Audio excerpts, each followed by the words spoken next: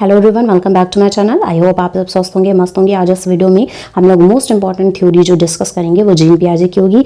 Gene पियाजे ने कौन सी theory दी थी? सबसे पहले क्वेश्चन आपका यही आता। तो जीन पियाजे ने कॉग्निटिव डेवलपमेंट की थ्योरी दी थी, मतलब संज्ञानात्मक विकास का सिद्धांत दिया था। संज्ञानात्मक विकास का सिद्धांत क्या होता है? जिसमें हम किसी भी चीज़ को जानते हैं या समझते हैं। बेसिकली संज्ञान जो है उसका अर्थ ही यही होता है किसी भी चीज़ को जानना या समझना। ठीक है। कॉग्निशन शब्द अगर कहीं भी आपको मिले तो उसमें 3 वर्ड ज़रूर आपके इंक्लूड होंगे। पहला आपका हेड होगा, दूसरा आपका माइंड होगा, तीसरा आपका थॉट होगा। बेसिकली ये आपका पूरा मेंटल प्रोसेस होता है, मेंटल क्रिया होती है। ठीक है। इसमें आप अपने दिमाग का ज़्यादा यूज करते हैं, आप इसमें विचारों का बहुत ज़्यादा यूज़ करते हैं, थॉट्स पे बहुत ज़्यादा बल देते हैं। अब देखिए, इन्होंने बताया कि जो कॉग्निटिव थ्योरी है उसको 4 प्रकार में इन्होंने डिवाइड किया। कौन कौन से 4 प्रकार थे? सबसे पहले इन्होंने बताया कि सेंसरी मोटर स्टेज, जिसे हम लोग सकिंग एज भी कहते हैं। सेकंड इन्होंने बताया प्री ऑपरेशनल स्टेज। थर्ड इन्होंने बताया कंक्रीट ऑपरेशनल स्टेज। और फोर्थ इन्होंने बताया फॉर्मल ऑपरेशनल स्टेज। फिर से रिपीट कर रही हूँ, सेंसरी ऑपरेशनल स्टेज या सेंसरी मोटर स्टेज या सकिंग एज बोलते हैं। हिंदी में से इंद्रिय जनित गामक अवस्था या आप कह सकते हैं संवेगी गामक अवस्था कहते हैं। प्री ऑपरेशनल स्टेज जैसे हम लोग पूर्व संक्रियात्मक अवस्था कहते हैं। थर्ड हमारा कंक्रीट ऑपरेशनल स्टेज होता है जिसे हम लोग मूर्त संक्रियात्मक अवस्था कहते हैं। और फोर्थ हमारा होता है फॉर्मल ऑपरेशनल स्टेज जिसे हम लोग औपचारिक अवस्था कहते हैं। ठीक। टाइम पीरियड अगर आपसे पूछता है तो जो सेंसरी मोटर स्टेज का है वो फ्रॉम बर्थ टू 2 ईयर्स होता है। ठीक है। Pre operational stage 2 years to 7 years होता है। कंक्रीट ऑपरेशनल स्टेज जो होता है वो आपका 7 ईयर टू 11 ईयर्स होता है। और फॉर्मल ऑपरेशनल स्टेज जो आपका होता है वो 11 ईयर टू 15 ईयर्स होता है। ठीक है। आप याद रखिएगा, सेंसरी अगर मोटर स्टेज की बात आ रही है इसका मतलब बच्चा इस टाइम पीरियड में इन्फेंसी एज में होगा। इन्फेंसी एज में मतलब बच्चा कोई भी काम खुद से नहीं कर सकता, वो पूरी तरीके से डिपेंड है अपने पेरेंट्स पे या फिर अपने बड़े कोई भी फैमिली मेम्बर्स पे। ठीक है। सकिंग एज इसलिए कहा है इसमें बच्चा जो भी कुछ होता है वो हर चीज़ जो भी इंटेक करता है वो लिक्विड के फॉर्म में इंटेक करता है। कोई भी चीज़ वो सॉलिड के फॉर्म में इंटेक नहीं करता है। हर चीज़ को, जैसे उसको दूध की बोतल मिली उसको वो मुंह में डाल रहा है। ठीक है। पानी की बोतल मिली अगर 1.5 साल के बच्चे को, उसको वो मुंह में डालो। उसे हैंकी मिली उसे मुंह में डाल रहा है। ठीक है। कोई भी खिलौना अगर आपने उसे दिया उसको मुंह में डाल रहा है। तो हर चीज़ बच्चा जो होता है उसे चूसता है। दैट्स वाई इसे हम लोग बोलते हैं सकिंग एज या फिर सेंसरी मोटर स्टेज। ठीक है। हिंदी में बोल रही हूँ संवेदी गामक अवस्था या इंद्रिय जनित गामक अवस्था। ठीक। कोशिश करिए जो नाम है वो हमेशा आप इंग्लिश में लर्न करिए, क्योंकि इंग्लिश में आपको टू द पॉइंट नाम आपको आपके पेपर में भी मिल जाएंगे। ठीक है। हिंदी में थोड़ा बहुत ऊपर नीचे हो सकता है। अब देखिए, इन्फेंसी एज में आपको हमेशा 2 चीज़ें दिमाग में रखनी है। इसमें बच्चे के अंदर ऑब्जेक्ट परमानेंस होगा, सेकेंड बच्चे के अंदर गोल डायरेक्टेड बिहेवियर होगा। ऑब्जेक्ट परमानेंस मतलब ये होता है, कभी आपने देखा होगा अगर आप मतलब 0 से लेके 0 मतलब वही जब बच्चा आपका पैदा हुआ होता है तब से लेके आपका जब तक 2 साल का नहीं होता है, वो अगर आपने उसे फ़ोन दिखा रहे हैं, ठीक है, अचानक से आपने फ़ोन उसे हाइड कर लिया, कहीं पिलो के पीछे छुपा दिया, बेड के पीछे छुपा दिया और आपने कहा कि कौवा ले गया, तो अब उसे इतना समझ में आ रहा है कि फ़ोन जो है वो आस ही पास में है।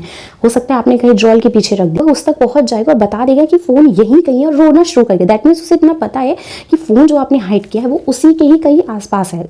ठीक है। तो यही होते हैं ऑब्जेक्ट परमानेंस, जिसमें बच्चा अपनी चीज़ों को पहचान लेता है, लगभग उस तक पहुंच जाता है। ठीक। जैसे आपने इसमें खिलौने को छुपा दिया या फिर अगर आपने दूध उसको पिला रहे हैं, फिर खेलने के लिए आपने दूध की बोतल को छुपा दिया, दूध गया, दूध फिनिश ऐसे करके आपने बोला तो भी चिल्लाना शुरू कर देगा बच्चा, क्योंकि यहाँ पे बच्चा अपने इमोशंस को चिल्ला के रो के प्रकट करता है, क्योंकि अभी वो बोल नहीं पा रहा है। ठीक। फिर या उसकी माँ थी, उसे दिख नहीं थी, फिर अचानक छुप गई, फिर आपने कहा मम्मा गई, तो वो चिल्लाना शुरू कर। दैट मीन्स उसे पता है कि वो कहीं आसपास ही है। ये आपका ऑब्जेक्ट परमानेंस होता है। सेकंड इसमें आपको एक मिलेगा गोल डायरेक्टेड बिहेवियर। गोल डायरेक्टेड बिहेवियर ये होता है कि बच्चा जो होता है वो अपनी चीज़ों को देखकर उसकी तरफ दौड़ना शुरू करता है। जैसे फर्स्ट फॉर एग्जांपल अगर उसने अपनी माँ को कहीं देखा, ठीक है, भले उसके पापा खिला रहे हैं, उसकी बुआ खिला रही है, किसी अदर पर्सन के साथ वो खेल रहा है, एंगेज है वो, लेकिन जैसे उसने अपनी माँ को देखा वो रोना शुरू कर दिया, अगर धीरे धीरे उनकी तरफ जाने लगा, या जैसे उसने देखा उसकी मिल्क की बोतल आ रही है वो उसकी तरफ दौड़ने लगा, या फिर मतलब अगर बच्चा मतलब अभी इतना नहीं वो अच्छे से उसका ग्रोथ हो पा रही है तो वो उछलना कूदना शुरू कर देता है, मिल्क की बॉटल को देखते ही वो उछलना कूदना शुरू कर देता है। ठीक है। ये चीज़ें इसके अंदर हो जाती है। इसके अलावा बाहर को देखता है, उसको लगता है बाहर की तरफ उछला, अगर कोई गेट से बाहर जा रहा है वहाँ से उसको रोशनी दिख रही तो उसकी जो निगाहें वो वहीं रखी रहती है, मतलब उससे लगता है कि वो भी कहीं चला जाता, तो वो उधर घूमने लगता है। ठीक। या फिर कोई आपने चमकीली चीज़ देखी तो बच्चा उसकी तरफ बहुत ज़्यादा अट्रैक्ट होता है, उसको पकड़ने की कोशिश करता है, हाथ पैर को उछालना शुरू कर देता है। इसका मतलब वो जो गोल आप दिखाना चाह रहे थे उसकी तरफ उसका जो बिहेवियर है वो ऑटोमेटिकली अट्रैक्ट होना शुरू हो गया। ज़्यादातर क्वेश्चन यहीं से आते हैं कि वस्तु स्थायित्व का गुण जीन पियाजे की कौन सी अवस्था में विद्यमान होता है। इन्फेंसी एज, जिसे हम लोग फ्रॉम बर्थ टू 2 ईयर्स बोलते हैं, या फिर मम्मी की तरफ दौड़ना, मिल्क की बॉटल की तरफ देखकर उछलना कूदना बालक किस अवस्था में प्रारंभ कर देता है। अगेन इन्फेंसी एज, जिसे सेंसरी मोटर स्टेज कहते हैं या सकिंग एज कहते हैं, ठीक है। चूसने की अवस्था भी इसी एज को कहते हैं। नेक्स्ट हमारा आता है pre operational stage. Pre operational stage के अगर टाइम पीरियड की बात करें तो इसका जो टाइम पीरियड होता है वो फ्रॉम 2 ईयर्स टू 7 ईयर्स होता है। इसका मतलब इसमें आपका अर्ली चाइल्डहुड वाली जितनी भी कैरेक्टरिस्टिक्स होते हैं वो इसमें इंक्लूड होते हैं। अर्ली चाइल्डहुड की थोड़े से कैरेक्टरिस्टिक्स की बात करें तो सबसे पहले इसमें बच्चा जो होता है वो क्रिएटिव बहुत ज़्यादा होता है, थोड़ा सा अपने में कंजर्व रहना चाहता है, बहुत ज़्यादा सोशल गैदरिंग पसंद नहीं करता, बहुत ज़्यादा गेट टुगेदर पसंद नहीं करता, अपनी चीज़ों में रहता है, ठीक है। थोड़ा सा शाई नेचर का होता है और इस टाइम बच्चा जो होता है उसका मेन ध्यान जो होता है वो अपनी गोल की तरफ होता है, अपनी पढ़ाई की तरफ होता है। इसमें बच्चे के अंदर जो काम भावना होती है, ठीक है, वो बहुत कम होती है इस एज में, ठीक है। और बच्चा जो होता है यहाँ पे अपना जो फ्रेंड सर्कल होता है उसमें इन्वॉल्व होना स्टार्ट हो जाता है, ठीक है। तो दैट्स वाई वो सोशल गैदरिंग जो होता है वो थोड़ा सा कम पसंद करता है, ठीक। ये तो आपकी पूर्व संक्रियात्मक अवस्था हो गई जिसे प्री ऑपरेशनल स्टेज कहते हैं। टाइम पीरियड 2 से लेकर 7 साल तक का होता है, ठीक है। इसमें बच्चे के अंदर लैक ऑफ लॉजिक होता है, मतलब बच्चा जो होता है वो यहाँ पे तर्क कर जो उसकी क्षमता होती है या फिर जो विश्लेषण की क्षमता होती है, एनालिटिक पावर जो होती है, उसकी लॉजिकल पावर जो होती है बेसिकली, या फिर जो रीजनिंग की पावर होती है वो बहुत कम होती है। ये सबसे ज़्यादा जो स्ट्रॉन्ग होती है वो आपकी एडोलसेंस एज में होती है, ठीक। इसमें आपको कुछ जो आपको सिम्टम्स मिलेंगे। सबसे पहले यहाँ पे बच्चा जो होता है वो सिंबॉलिक लर्निंग स्टार्ट कर देता है। सिंबॉलिक लर्निंग मतलब वो प्रतीकों से समझता है, ठीक। बहुत ज़्यादा क्वेश्चन आता है कि सिंबॉलिक लर्निंग जो प्रतीकात्मक अधिगम होता है वो कब से स्टार्ट होता है। तो प्रतीकात्मक अधिगम जो है बच्चा इसी प्री ऑपरेशनल स्टेज में करता है। जैसे अगर आपको उसको पढ़ाना है कि एप्पल, तो आप एप्पल कोशिश करिए उसको दिखा के करिए। जैसे हम लोग जनरली क्या करते हैं, बलून लाए तो बच्चों को बेटा what is this is balloon. अब बच्चे के दिमाग में अच्छा है ऐसा जो चीज़ होता है बलून, एप्पल खाया what is this is Apple. अब वो चीज़ बच्चा देख के बहुत जल्दी सीखता है, सिंबल के थ्रू बच्चे को बहुत जल्दी रिकॉल रहता है, वो पूरा उसके लाइफ टाइम तक रहता है। रोल प्ले यहाँ पे अगर किसी भी पेरेंट्स के मदर या फादर टीचर होते हैं, पुलिस में होते हैं, डॉक्टर होते हैं, जनरली आपने देखा है कि व्हाइट कोट पहन लेगा, स्टेथोस्कोप लगा लेगा और फिर कहेगा मैं डॉक्टर हूँ, आइए आपको इंजेक्शन लगा दो, ये वो करके अपनी तुतलाती हुई भाषा में स्टार्ट कर दे। दैट मीन्स वो चीज़ों को देख के इमिटिएट कर रहा है, अनुकरण कर रहा है। तो यही आपका रोल प्ले होता है और इस एज में बच्चा बिल्कुल पीक पे ये सब चीज़ें करता है। बेसिकली आप जैसे कहते हैं ना कॉपी करना, अगर मदर वैसी होती है तो वो भी साड़ी वाड़ी पहन बकायदा बिंदी वगैरह लगा के लिप्स लगा के मम्मा की तरह एक्टिविटी करने लगे। यही आपका रोल प्ले होता है, ठीक है। इरिवर्सिबिलिटी अपरिवर्तनशील, देखिए इसमें बच्चे के अंदर इरिवर्सिबिलिटी होती है, मतलब या मैं दूसरे शब्दों में कहूँ कि लैक ऑफ रिवर्सिबिलिटी, मतलब बच्चा जो होता है वो चीज़ों पे लॉजिक नहीं लगा पाता। फॉर एग्जांपल अगर आपने बच्चे को दिखाया तो बच्चे को ये पता अच्छा इसे पानी कहते हैं, इसे बर्फ़ कहते हैं, लेकिन इसे ये नहीं पता कि अगर हमने पानी को फ्रीज कर दिया तो वो आइस में कन्वर्ट हो जाएगी और अगर हमने आइस को बाहर निकाल दिया और वो मेल्ट हुई तो वो वाटर में कन्वर्ट हो जाएगी। तो बेसिकली यहाँ पे लैक ऑफ रिवर्सिबिलिटी होती है, जैसे हम लोग इरिवर्सिबिलिटी कहते हैं या अपरिवर्तनीयता का सिद्धांत कहते हैं। बच्चा चीज़ों को रिवर्स नहीं कर पाता, ठीक है। ईगोसेंट्रिज्म मतलब आत्मकेंद्रवाद। आत्मकेंद्रवाद मतलब बच्चे को ये लगता है कि जो भी प्यार है, जो भी रिस्पेक्ट है या जो कुछ भी है वो सारे पेरेंट्स केवल उससे और उससे करें। अगर आपने देखा होगा कि उसके छोटे भाई बहन हो गए और मम्मा अगर पापा या फिर अगर थोड़ा बहुत ज़्यादा उसको मानते होंगे तो कहता है ठीक है मुझे तो कोई प्यार ही नहीं करता, मुझे तो कोई मानता ही नहीं है। तो इस टाइप की जो चीज़ें हैं वो बच्चा करना स्टार्ट कर देता है, इसी को ईगोसेंट्रिज्म कहते हैं। बच्चा पूरा अटेंशन जो होता है वो खुद ही चाहता है कि सब चीज़ें उसी को ही मिले। एनिमिज्म जैसे जीववाद कहते हैं, इसमें आपने जनरली देखा होगा कि अगर कोई गर्ल होती है या फिर आपने बॉय को भी देखा होगा वो नॉन लिविंग थिंग को ऐसे ट्रीट करता है जैसे लिविंग थिंग। अगर आपने कभी देखा होगा छोटे बच्चे के साथ ट्रेन पे सफ़र करिए, बस पे सफ़र करिए तो बताता है ना पापा देखो बस भी चल रही है हमारी, ट्रेन भी चल रही है, हमारे साथ हमारे पेड़ पौधे भी चल रहे हैं, वो देखो गाय भी चल रही है हमारे साथ। दैट मीन्स अभी वो उसको ये नहीं समझ में आ रहा है कि क्या रियलिटी और क्या एक्चुअली में चल हमारी ट्रेन ही रही है, ठीक है। लेकिन वो चीज़ें हमारी पीछे होते जा रही हैं और इतनी फास्ट चल रही है इसलिए उसे ऐसा फील हो रहा है कि वो भी हमारे साथ चल रही है। तो यहाँ पे वही चीज़ मैंने बताया ना लैक ऑफ लॉजिक, उसे लॉजिक का तो कुछ पता नहीं होता इसलिए वो बताता है कि नहीं देखो पेड़ पौधे भी चल रही है वो।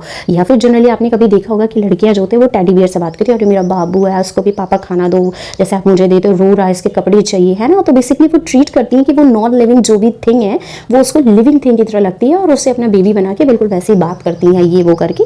तो यही आपका एनिमिज्म होता है, ठीक। इससे ज़्यादा इससे रिलेटेड क्वेश्चन आते नहीं है। ठीक, बस कैरेक्टरिस्टिक्स याद करिएगा कि जो अर्ली चाइल्डहुड के जितने भी कैरेक्टरिस्टिक्स होते हैं वो प्री ऑपरेशनल स्टेज में आपके काउंट हो जाएंगे। थर्ड आपका आता है कंक्रीट ऑपरेशनल स्टेज। इसके टाइम पीरियड की बात कर ले तो इसका जो टाइम पीरियड होता है वो फ्रॉम 7 ईयर्स टू 11 ईयर्स होता है। टाइम पीरियड इसका कितना होता है? फ्रॉम 7 ईयर्स टू 11 ईयर्स होता है। अच्छा, इसमें जितने भी आपको सारे सिम्टम्स मिलेंगे, इसमें सारे सिम्टम्स वही मिलेंगे जो आपके लेटर चाइल्डहुड एज में होते हैं। लेटर चाइल्डहुड एज की अगर मैं बात करूं तो इसका जो टाइम पीरियड होता है अगेन 6 ईयर टू 12 ईयर्स होता है। मतलब कि यहाँ पे बच्चा जो होता है बिल्कुल जो गैंग एज होता है उसमें पूरी तरीके से इन्वॉल्व हो जाता है। एक क्वेश्चन आता है कि सबसे ज्यादा physical, mental, cognition development, language का डेवलपमेंट किस एज पीरियड में होता है जीन पियाजे की? तो आपको उसका आंसर लिखना है प्री ऑपरेशनल स्टेज, क्योंकि ये अर्ली चाइल्डहुड एज है और अर्ली चाइल्डहुड एज में ही बच्चे का जो डेवलपमेंट होता है वो बिल्कुल पीक पे होता है। चाहे आप लैंग्वेज के लेवल पे बात करिए, फिजिकल लेवल पे बात करिए, मेंटल लेवल पे बात करिए, इमोशनल लेवल पे बात करिए, ओवरऑल अगर आप होलिस्टिक डेवलपमेंट की बात करिए तो सबसे ज्यादा अगर किसी भी बच्चे का होलिस्टिक डेवलपमेंट होता है तो प्री ऑपरेशनल स्टेज में ही होता है, जैसे हम लोग बोलते हैं फ्रॉम 2 ईयर्स टू 7 ईयर्स, जैसे पूर्व संक्रियात्मक अवस्था बोलते हैं। मोस्ट इंपॉर्टेंट क्वेश्चन है, इसलिए मैंने आपको एक बार डिस्कस कर लिया। Concrete operational stage time period मैंने बता दिया। लेटर चाइल्डहुड के जितनी भी क्वालिटीज होती है वो सब इसमें इंक्लूड हो जाएंगे। इसमें बच्चा जो होता है वो मूर्त तार्किक चिंतन करना स्टार्ट कर देगा। अगर केवल क्वेश्चन आ रहा है कि तार्किक चिंतन बच्चा किस अवस्था में करता है तो आपका आंसर हो जाएगा फॉर्मल ऑपरेशनल स्टेज। लेकिन अगर क्वेश्चन आता है कि बच्चा मूर्त तार्किक चिंतन करना कब स्टार्ट करता है, बेसिकली कंक्रीट क्रिटिकल थिंकिंग कब से करना स्टार्ट करता है, तो वो आपका कंक्रीट ऑपरेशनल स्टेज में हो जाती है। क्यों? यहाँ पे बच्चा जो होता है वो केवल उसी चीज का क्रिटिकल थिंकिंग करता है जिसे वो देखता है, जिसे वो सुनता है और जिसे वो समझता है। मतलब कोई भी ऐसी चीज जो बच्चे ने अपनी लाइफ टाइम में नहीं देखी है उसके बारे में बच्चा क्रिटिकल थिंकिंग अभी इस स्टेज पे करने में कैपेबल नहीं होता है। ठीक है, इसमें आपसे 2 क्वेश्चन पूछता है कि कंजर्वेशन क्लासिफिकेशन का मतलब संरक्षणवाद का सिद्धांत और वर्गीकरण का सिद्धांत जीन पियाजे की किस अवस्था में आपको मिलेगा? तो कंक्रीट ऑपरेशनल स्टेज में ये दोनों ही चीजें आपको मिल जाएंगी। कंजर्वेशन में सेम यहाँ पे ये होता है कि बच्चा चीजों को संरक्षित करता। अब यहाँ पे बच्चे को ये पता है कि अगर आपने वाटर को फ्रीज किया तो वो आइस में कन्वर्ट हो जाएगा, अगर आइस मेल्ट हुई तो वो वाटर में कन्वर्ट हो जाएगा।